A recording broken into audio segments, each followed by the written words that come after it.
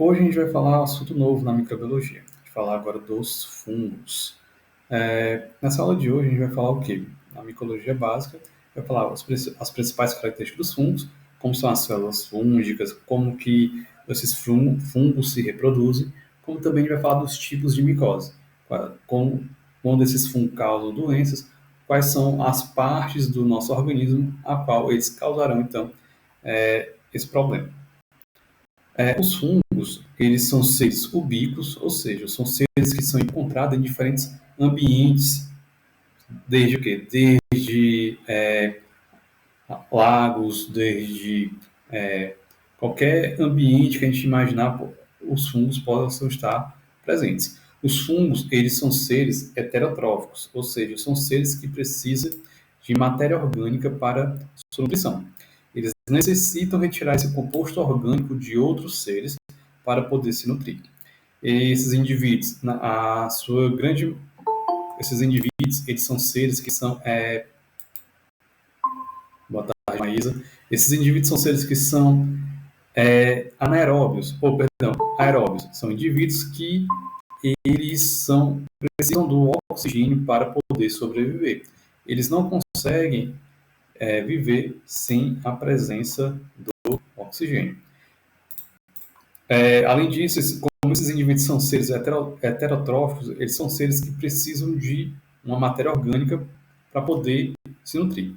E como que ocorre essa nutrição deles? Eles, ao infectar um outro ser vivo, ele libera enzimas no meio, essas enzimas irão quebrar os compostos orgânicos daquela matéria a qual ele está se nutrindo, e de uma forma tão pequena que permite com que esses nutrientes adentrem dentro da célula fúngica. Com isso, esse fungo consegue, então, se multiplicar e produzir novos fungos.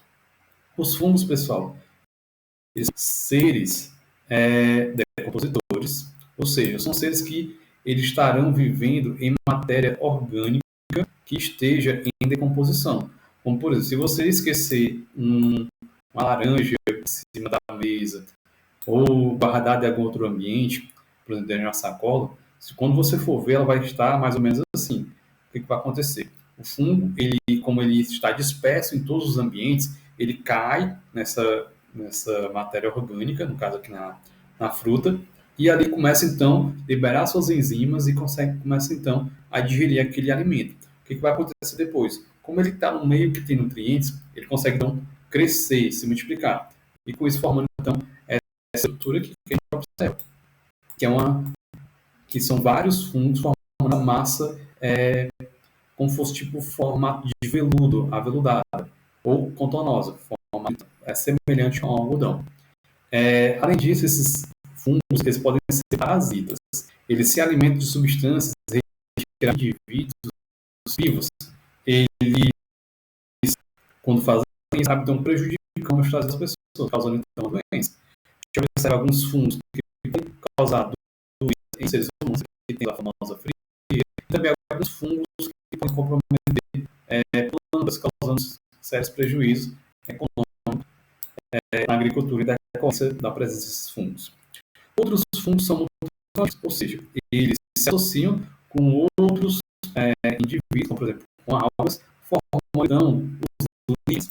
Eles podem estar, por exemplo, em cascas de árvores, ou até naquele muro que tem aquela estrutura esverdeada. Isso ali são os líquens. Esses líquens são, então, uma relação mutualística que existe entre fungos e algas, formando, então, esse link que pode ser observado. E alguns fungos, pessoal, são predadores. Eles conseguem, então, se alimentar de pequenos nematóides, que são eumintos. Eles, então, o nematóide de vida livre no ambiente, ele, ao passar por esse fungo, ele fica, então, preso nas estruturas do fungo, no caso aqui, uma estrutura conhecida como hifas. E com isso, o fungo, ao capturar esse nematóide, ele consegue, então, utilizar esse ser vivo aqui para a sua nutrição.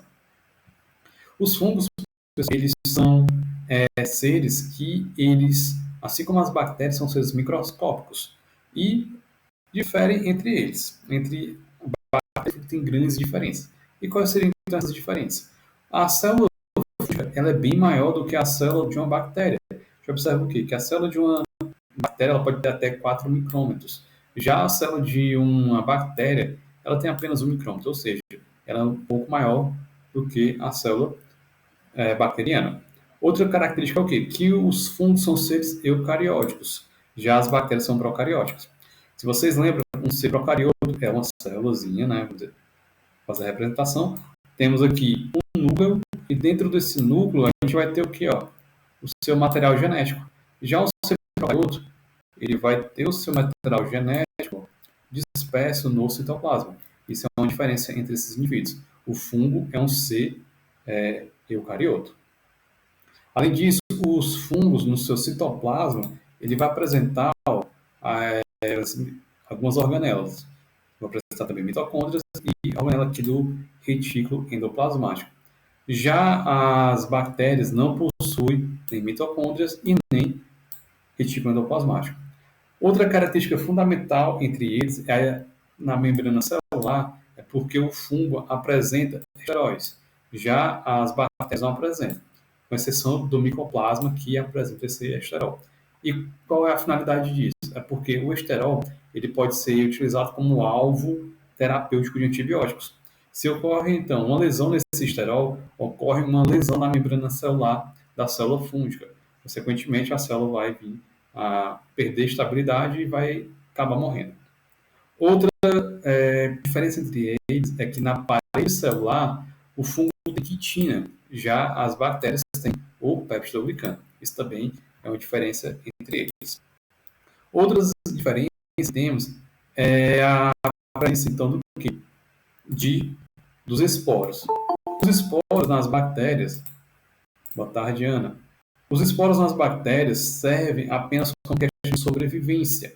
Ou seja, a bactéria está no meio que tem pouco nutriente, algumas delas que produzem esses esporos, elas acabam então formando essa estrutura, a qual é uma forma de sobrevivência. Já os fungos, quando eles estão em um ambiente que tem nutrientes adequados, eles irão formar estruturas e nessas estruturas terão os esporos. Os esporos podem ser de dois tipos, pode ser sexuados e assexuados. Qual a diferença entre eles? O sexuado é que vai ocorrer troca de material genético entre dois fungos diferentes, mas da mesma espécie.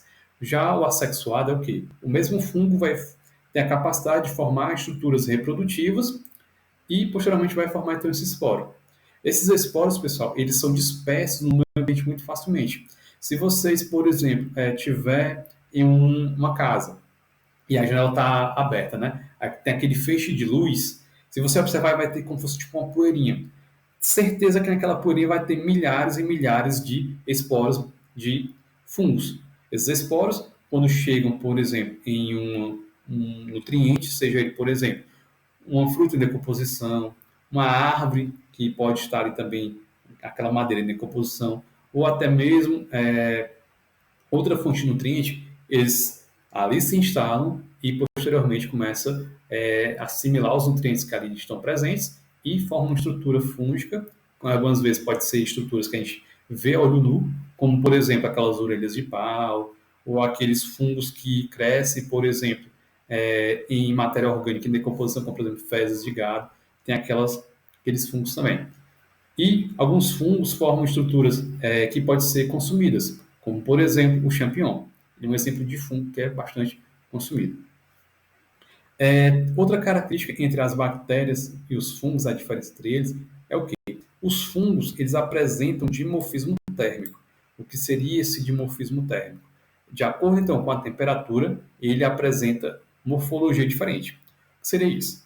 O fungo que apresenta dimorfismo térmico, no meio ambiente, ele vai apresentar a sua célula fúngica como se fosse tipo um filamento.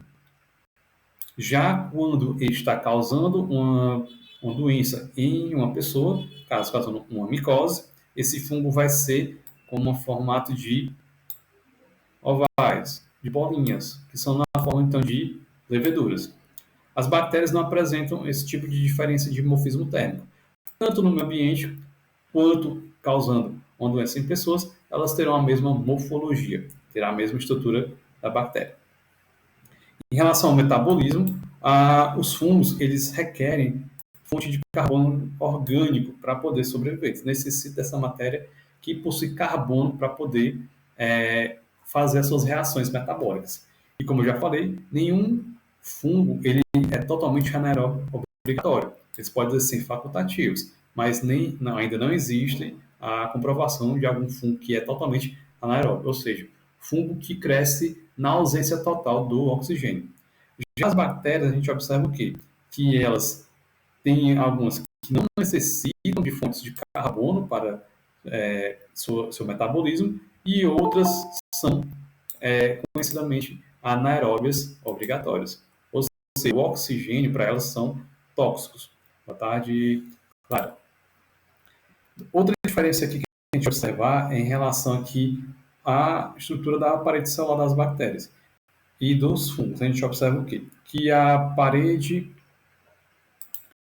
na parede celular da bactéria é constituída a membrana plasmática, né? A membrana plasmática dos fungos é constituída por ergosterol. Já a membrana plasmática das bactérias, elas são compostas de fosfolipídios. Tanto a bactéria positiva quanto a gram-negativa tem fosfolipídios na sua membrana plasmática. Já a parede celular é diferente também. A gente observa que a parede celular dos fungos tem quitina.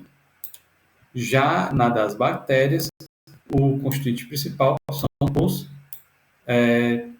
peptidoglicanos. E isso dando a diferença entre esses indivíduos também. Como eu já falei, essas estruturas podem ser alvos terapêuticos. Por exemplo, a quitina ela é alvo terapêutico de antibióticos.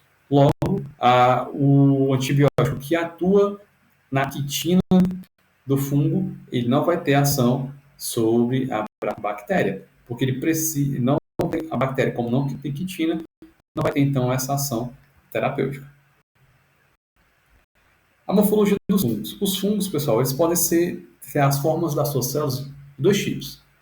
Essas células podem ser células em formatos ovais, redondos ou achatadas, que são as leveduras. Essas leveduras, elas são indivíduos que ela é um único indivíduo, ela vai se reproduzir de uma forma assexuada. Ou seja, uma única célula, ela vai começar a sofrer uma constricção em um dos seus polos, formando um broto. Posteriormente, esse broto, ele faz o quê? Ele se desprende dessa célula-mãe e dá origem a uma nova levedura.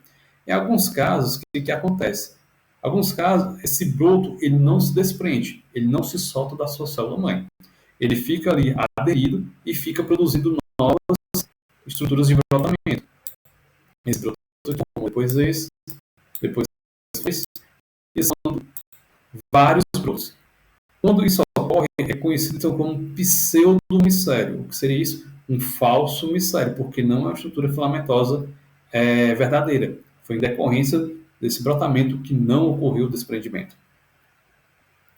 Já outros fungos, eles formarão estruturas filamentosas, ou seja, semelhantes a fios.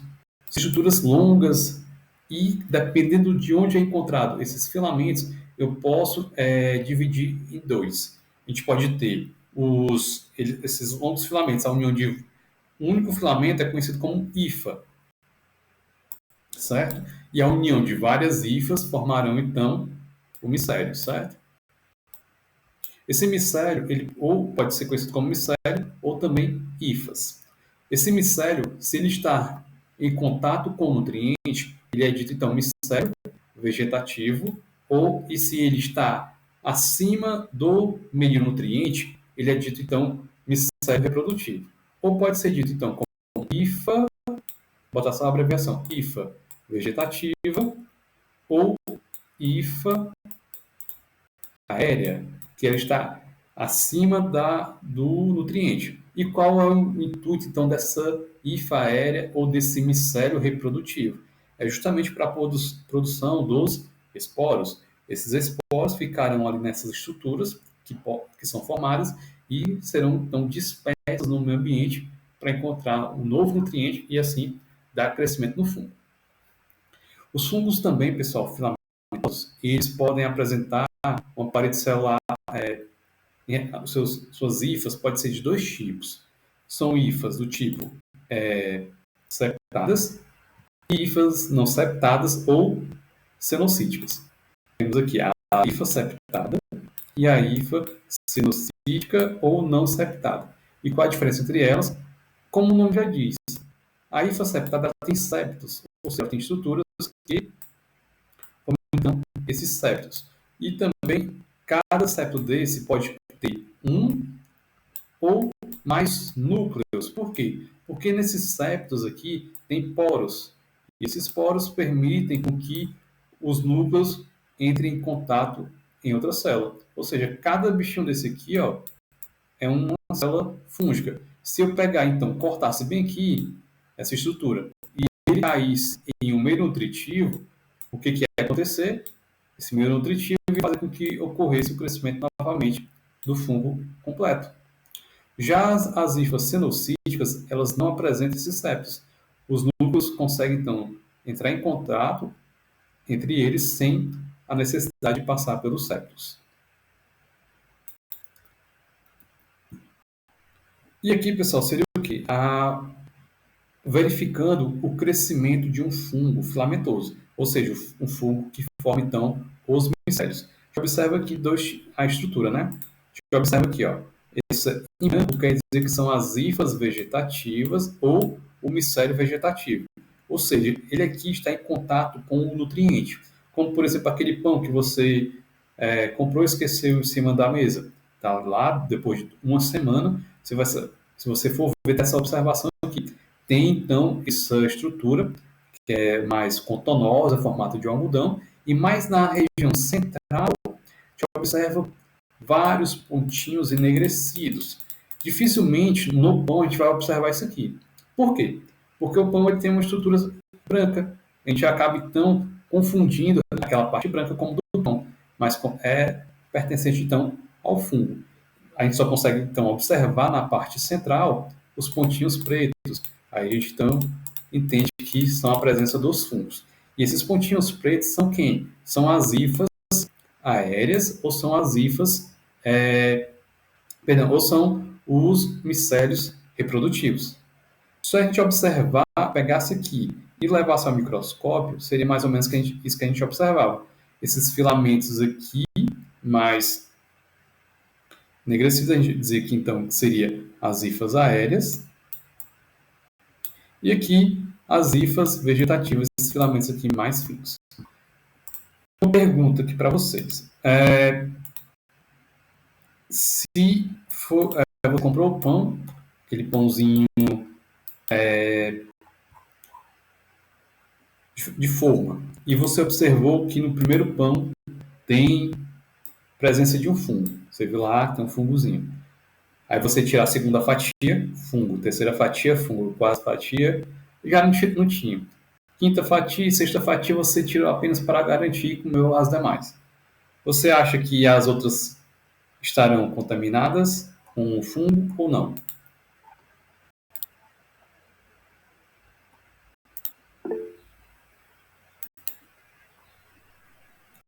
Exatamente. Tá?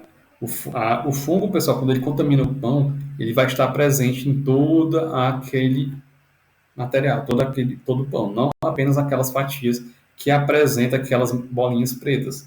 Ele vai estar presente por todo o pacote. E com isso, o ideal é o quê? É o descarte por completo do pão e não o consumo dele. Isso para evitar um problema. Possa ser que a pessoa não desenvolva nada, mas se ela tiver com uma debilidade imunológica, esse fungo pode causar algum prejuízo, como, por exemplo, a pessoa pode apresentar uma diarreia ou outros problemas que possam comprometer a sua saúde. E com isso, a gente finaliza. Só mostrar aqui para vocês. Aqui, se eu fizesse uma cultura deles e observasse o crescimento das colônias. Os fungos que são do tipo leveduras, aqui que tem as estruturas ovais, eles vão formar estruturas lisas. Ele pode ser, então, formato então, de creme ou pérolas ou bege, como a gente observa aqui, uma estrutura bem lisinha em formato então, creme. Já os fungos filamentosos, eles terão colorações diferentes e várias conformações. Já observa, então, que eles apresentam, na parte central, um tipo de coloração e nas bordas outras, e aqui já na outra parte, outro tipo de coloração. E tem também aspecto aveludado, aspecto de algodão e diferentes colorações. Pode ter desde o azul até esse verde e vermelho, que é bem característico. Ele também tem características de relevo, como a gente observa esse bem aqui, ó. Tem um relevo diferente, onde alguns têm depressões, ele começa então a crescer com formato de vulcão, depois ele forma uma estrutura de depressão. E também, pessoal, a gente tem na micologia, a gente consegue identificar os fungos de duas formas. Essa parte que a gente está observando aqui é o verso, certo? Que a gente olha aqui a placa de cima, a parte que cresceu acima do meio. E se a gente pegar a placa e olhar no fundo dela, é o reverso. Já pode ter outra coloração totalmente diferente do fungo, que apresenta aqui na parte do verso. Isso é utilizado também para identificar o tipo de fungo. Mas isso a pessoa aprende ao longo da prática na parte da micologia. O intuito, então, da gente aqui na disciplina é vocês entenderem quais são os fungos, o que são fungos, as suas estruturas, como, por exemplo, as hifas, os fungos são as tipo de célula, que são, por exemplo, as leveduras e os filamentosos, e entendendo isso já fico bastante satisfeito, porque isso é o intuito, então, da disciplina no segundo ano. Já no terceiro ano, vocês têm que entender quais são, por exemplo, os meios de cultura e alguns fungos que podem causar as doenças.